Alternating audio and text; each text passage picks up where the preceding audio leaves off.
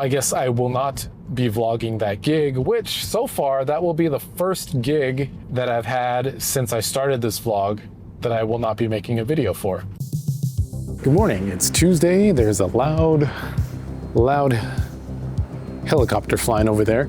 And today I am teaching, but first we got some stuff to talk about, so let's go to the car. All right, so I might have mentioned it before, but if you are tuning in for the first time, I'm going to be playing at an Angels game in a week or two coming up here. So the Angels sent some paperwork over yesterday. I currently subscribe to Google Gemini, and I had Gemini read through the contract and asked it if there are any conflicts with me doing a vlog at this game. Apparently, yes, there is. And so I read through the sections that it flagged, and it's, they use very, very broad language so that basically anything that they don't like, they can, sue you over. So the blanket statement is basically, I can't publish anything from that day without permission from the Angels. And I guess I kind of get it, maybe. I don't know, they don't want people profiting off of whatever. I'm sure they do this for the worst case scenario, not for someone who vlogs and has 20 people watching his vlogs. Playing for sports teams in general is not my favorite. So far in my experience, they have never paid. Now, you might be wondering, so then why do I do these gigs? And most of the time it's because the group wants to do it. And just in all transparency, there have been a couple where the group, I've been a guest for someone's group, and so they pay me, even though the sports team themselves don't pay the group. If the team had contacted me, I would just tell them to look somewhere else, because I wouldn't even want to put together a team to play those gigs if they're not going to pay. Now, this year I've played for the LA Kings, the LA Clippers, and coming up the LA Angels. First off, the Kings were awesome. They did all of the things that I think should be done on a basic level, like paying for your parking and letting you go to the game for free. You would think that would be part of performing, but they also gave us nice swag. And the people there, the staff was really nice, very helpful, very communicative. Even though I didn't get paid for that gig, which is something that happens for all the sports teams, it was a nice experience.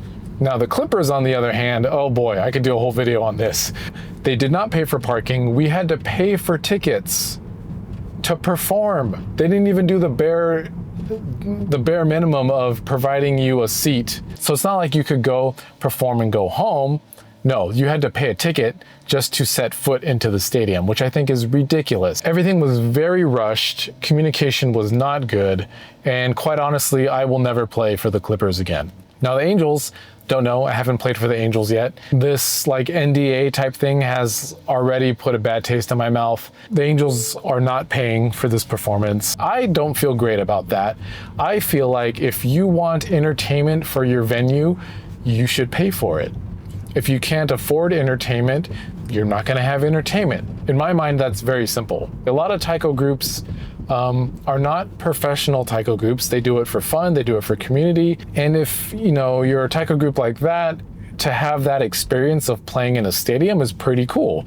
I still think they should pay the group for their time and for not only for their time of being there in the stadium performing for people, but for the time that it took to prepare for that performance. That's just my take. I know other people might have different opinions on that, but yeah, I think if you want entertainment for whatever venue you have, you should pay for that entertainment. So anyway, this doesn't have much to do with the gig that I'm doing today. But if you are a subscriber and you're watching these vlogs, I guess I will not be vlogging that gig, which so far that will be the first gig that I've had since I started this vlog that I will not be making a video for. Yeah, so that's kind of a bummer, but it's not by choice. If you out there want me to go more in depth about these sports games gigs that I've had, let me know. Leave a comment. Maybe I'll make a dedicated video about it. I'll have to think about if that's a wise decision or not. I mean, honestly though, if you don't treat your performers well, you shouldn't expect people to talk nicely about you, right? And the opposite, if you do treat your performers well, then yeah, guess what? People are going to want to perform for you again. So anyway, yeah, let me know if you want a more detailed video and I will think about doing that.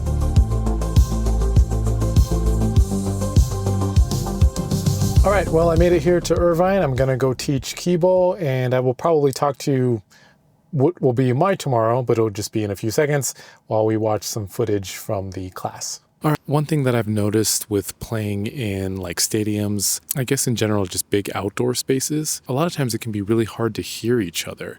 And that can be either because like if you're in a stadium where you're being amplified, you might be hearing a delay in the sound from your surrounding environment. That can be super disorienting. Or if you're on grass, a lot of times that grass will absorb the sound. Well, one, you're going to play harder because it sounds like you're not playing as loud, but also it can be a lot harder to hear someone who's not that far away, where in a normal situation you might be able to hear them just fine, and in this case you can't. So I tried to do an exercise yesterday where we were really trying to focus in using our ears, and yeah, just kind of a listening exercise. So hopefully that helped, and hopefully the sound at Angel Stadium will be fine, but just in case, I think we are prepared for that. Well, that about wraps it up for today. If you've made it this far, thanks so much for watching to the end. Subscribe if you haven't already, and I will see you soon.